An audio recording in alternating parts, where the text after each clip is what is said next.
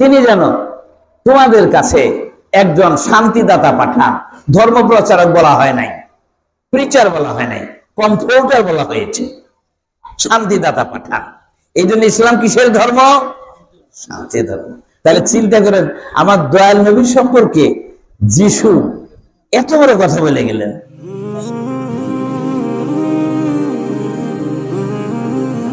সকলের প্রতি আমার সালাম এবং শ্রদ্ধা। আজকের এই দিনে আমি কালকে আসছি পাবনায়, আমার ওই ছেলের বাসায়। সোনাকে ফোন করেছি, তো বললেন যে তাহলে আপনার মেহরবানি করে আসবেন। আমার অনেক দিনের আশা, এমন একটা সুন্দর পরিপাটি দরবার, মানুষ বানানোর মুক্ত করার একটা কারিগর কারখানা, ভালো। আজকে গাদিরে খুমের যে অনুষ্ঠান, জিলহজ মাসের 18 তারিখ, সারা মাস ব্যাপীই হয়, 18-র উপরে থেকে। আজকে এই বিশেষ তাৎপর্যপূর্ণ দিনে এই দরবারে, মুক্তিমুখী দরবারে আমি হাজির হতে পেরে নিজেকে আমার মুর্শিদ কেবলা দয়াল বাবা শাহ শফি সদরুদ্দিন আহমদ চিশতির চরণে রেখে ওনার যে আদেশে আমি আদিষ্ট হয়েছি তার সম্পর্কে কিছু বলবো। আমার মুর্শিদ কেবলা দয়াল বাবা শাহ শফি সদরুদ্দিন আহমদ চিশতি কেবলাজান উনি মাওলার অভিষেক নামক পুস্তকে সুন্দর করে বর্ণনা করেছেন। মাওলা শব্দের অর্থ হলো প্রভু, মনিব, আর মাওলানা হলো আমাদের নেতা, আমাদের মনিব। এখন এই যে মাওলার অভিষেক দিবসটা, এটা মোহাম্মদ ইসলামের একটা কেন্দ্রবিন্দু, পাইভট পয়েন্ট। এই বিন্দুর উপর ভরসা করেই একটা লাঠি যখন একটা ছোট্ট আল পাথরের লোহার উপরে গিরগির করে ঘুরে, ঠিক মোহাম্মদ ইসলামের ঘূর্ণয়ন এই মাওলায়াতের উপর। এটা pivot point of Islam. Dayal নবী রাসূল করিম সাল্লাল্লাহু আলাইহি ওয়াসাল্লাম একবারই হজ করেছিলেন। তিনি হজ করে বিদায় হজ নামে পরিচিত প্রায় 1.5 লক্ষ লোক নিয়ে মক্কা থেকে তিনি মদিনায় যাচ্ছেন। মদিনা যাওয়ার পথে গাদিরে খুম নামক একটা জায়গা, গাদির শব্দ অর্থ হলো একটা জলাশয়, ওই জলাশয়ের উপরে একটা জায়গা, তার নাম হলো খুম। ওই জায়গায় যখন তিনি আসলেন, তখন কোরআনের সব শেষের যে আগের ওহিটা, ইকরা বিসমি রাব্বিকা থেকে শুরু করে ওহির আগমনের ধারাবাহিকতা, এর শেষের আগেরটা, এটাকে ইংরেজি ভাষায় বলা হয় last part 1 according to the chronology of time. ওহির আগমনের ধারাবাহিকতায় শেষের আগেরটা ওই জায়গায় নাজিল হলো। আন্না আলী মাওলাউল মুমিনিন, আলী কারিমুল্লাহ হবেন মুমিনদের মাওলা। রাসূল বলেছেন, আমি জ্ঞানের শহর, আর মাওলা আলী সেই শহরে প্রবেশের একমাত্র দরজা।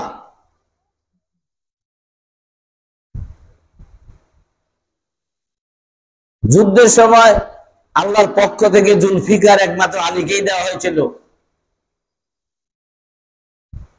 সে আলী রাসূলের স্থলাভিষিক্ত হবেন।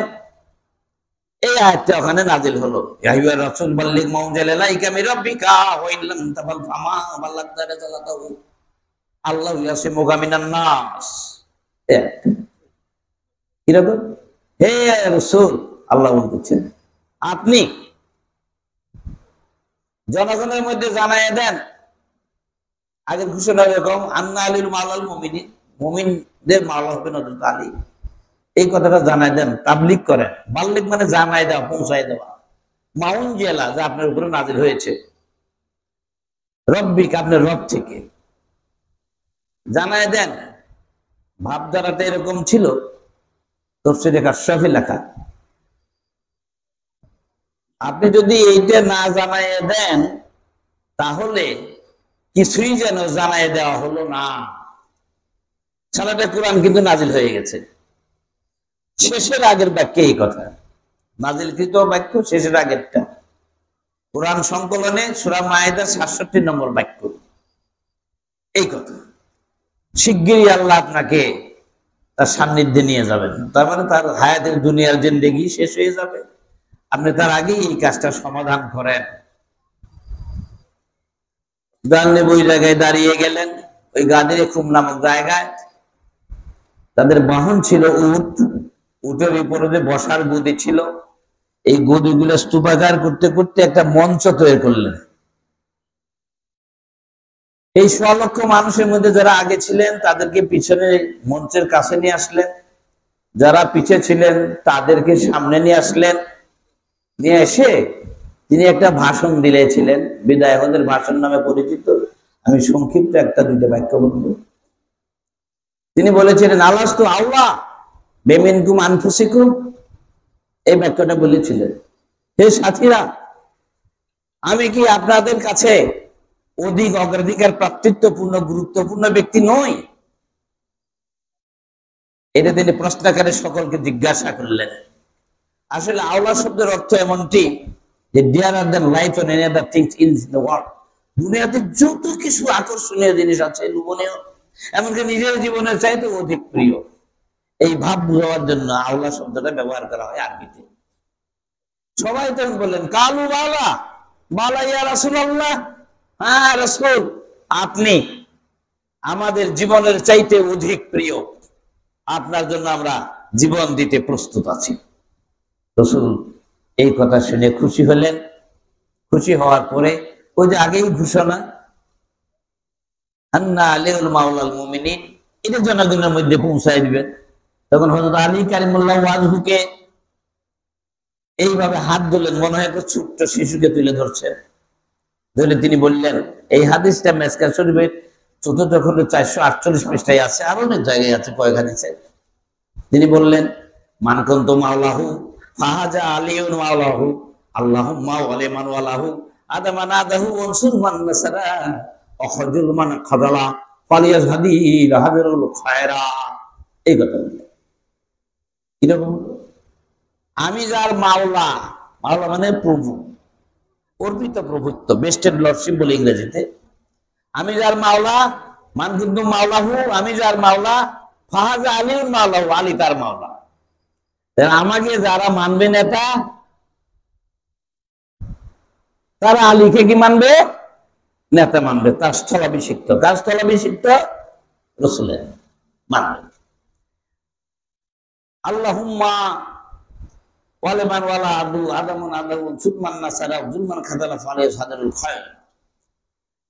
আমি যার মাওলা, এই আলী তার মাওলা। হে আল্লাহ, আপনি তাহাকে সাহায্য করেন যে আলীকে সাহায্য করে, আপনি তাহাকে ভালোবাসেন যে আলীকে ভালোবাসে, আপনি তাহাকে সাথে শত্রুতা করেন যে আলীর সাথে শত্রুতা করে, আপনি তাহাকে লাঞ্ছনা দেন যে আলীকে লাঞ্ছনা দেয়।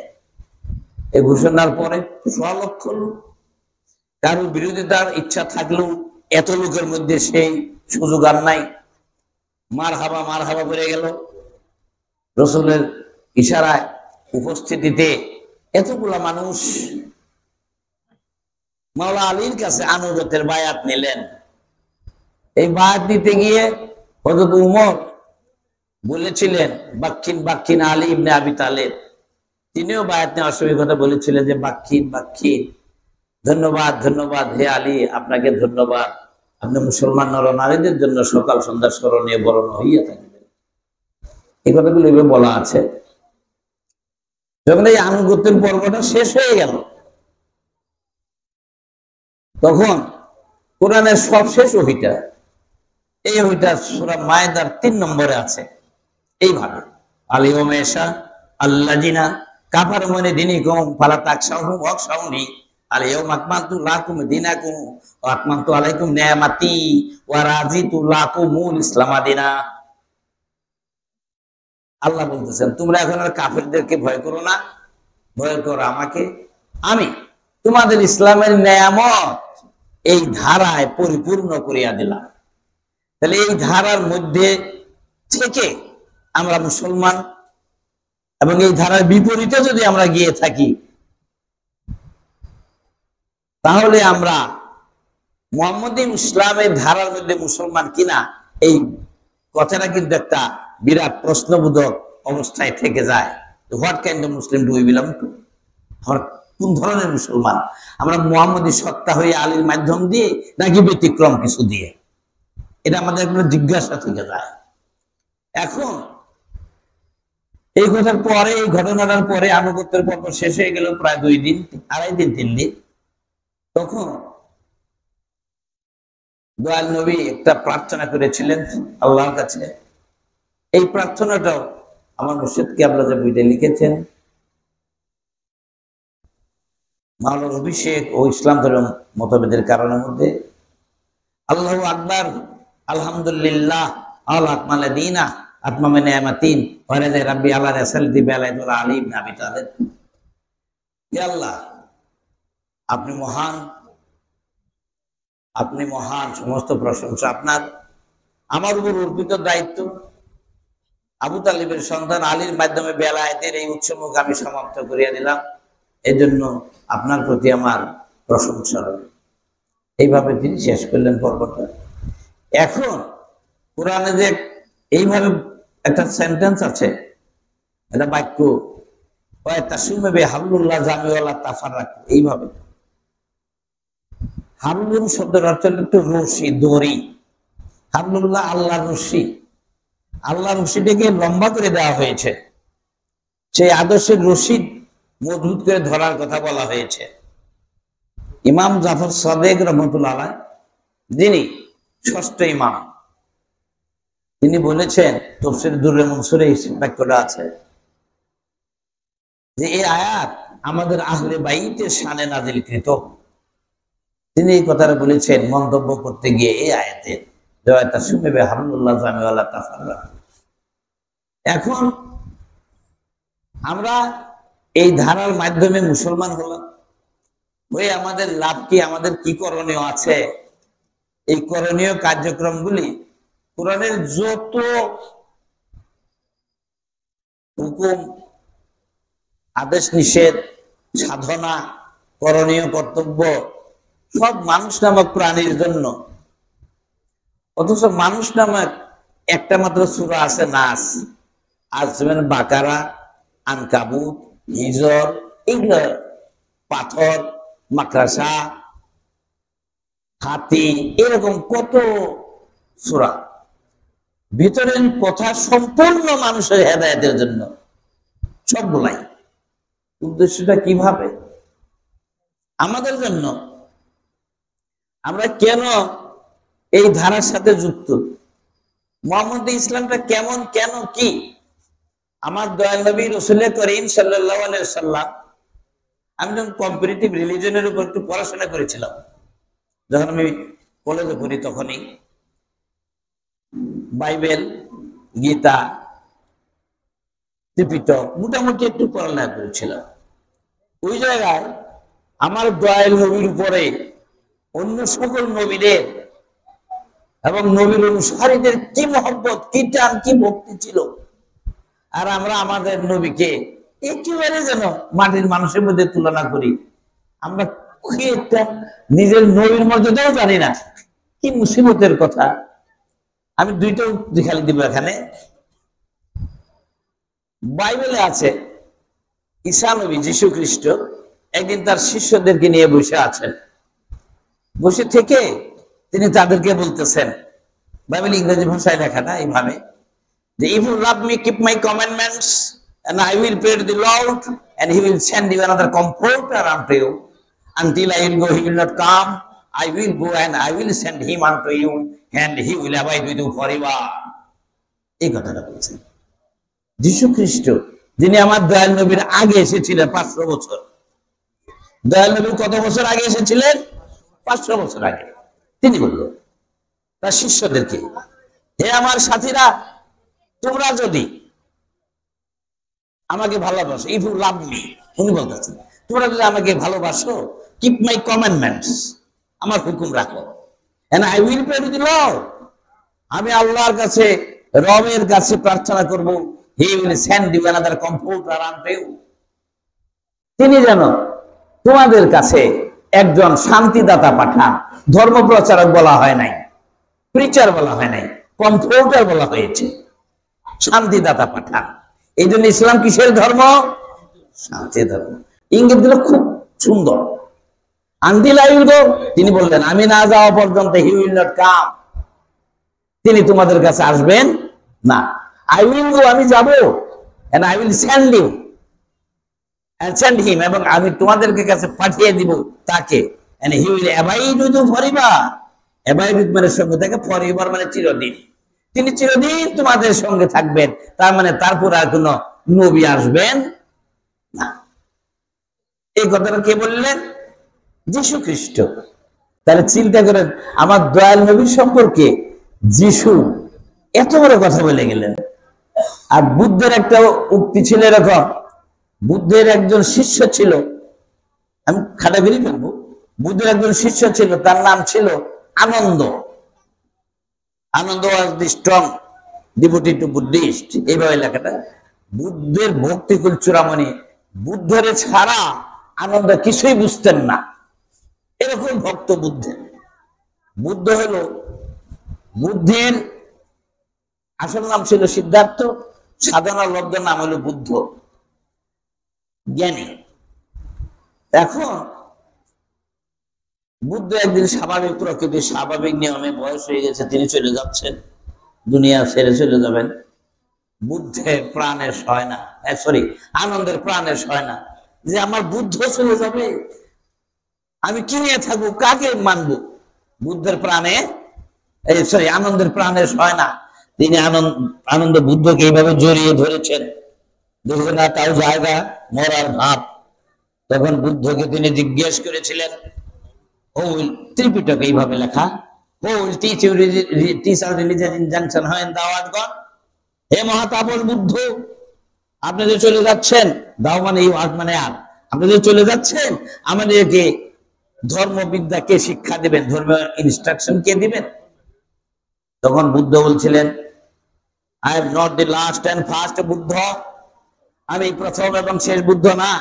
Another Buddha will come before you, তোমাদের সামনে আরেকজন বুদ্ধ আসবেন, he will be endowed with wisdom supreme enlightened one, জ্যোতির্ময় তার চেহারা হবে এবং তিনি জ্ঞানে খুবই সমৃদ্ধ থাকবেন, ভূষিত হবেন। এন্ডাউড উইথ মানে ভূষিত থাকা, জ্ঞানী তার অলংকার হবে। এই জন্য তিনি ছিলেন জ্ঞানের শহর, তার কথা। তবুও আনন্দ বুদ্ধকে ছাড়ে না, বললেন how do we know him, কিভাবে আমরা তাকে চিনবো? এই কথা বলবেন না, এই আমি অল্পক্ষণ বলবো, অল্পক্ষণ। কি বললেন? How do we know him, আমরা কিভাবে তাকে চিনবো যে উনি আমাদের সেই বুদ্ধ আসবেন? বললেন he will be known as Maitri, that means the founder of peace, তিনি মৈত্রী, শান্তি নামক একটা ধর্ম প্রচার করবেন। তাহলে আমার দয়াল নবী সম্পর্কে এত কথা বলে গেছেন আগের জনেরা, আর আমরা আমার দয়াল নবীরে মানলাম না। তার যে হুকুম, আমি যার মাওলা, আলী তার মাওলা, এই ধারাটা না মাইনে আমরা শেষে খেলাফতের মধ্যে চলে গেলাম মাওলায়াত বাদ দিয়ে। এই তো এটা তৈরি করা হলো মানুষ কর্তৃক, আর আল্লাহর হুকুমে তৈরি দিয়ে গেছিলেন দয়াল নবী, আমি যার মাওলা, আলী তার মাওলা, মান কিন্তু মাওলা ফাহাজ আলী মাওলা। তাই লালন সাইজি বলেছেন, নবীকে মানে না যারা, মুয়াহিদ কাফের তারা। নবী যে ঘোষণা মানলো না, তারা নির্ভেজাল কাফের। আমরা যারা না মানি, নবীকে না মানলে আমরা নির্ভেজাল কাফের হয়ে যাব। তাহলে আমাদের মুক্তির উপায়টা কি হবে? আমরা তাকে মানবো। আলী হয়ে যে ধারাটা এসেছে, সেই ধারার সাথে সংযুক্ত হয়ে আমরাও যেন তাই হয়ে যেতে পারি, মুক্তি প্রাপ্তির অবস্থানে চলে যেতে পারি। কিভাবে আমরা যাব সেটা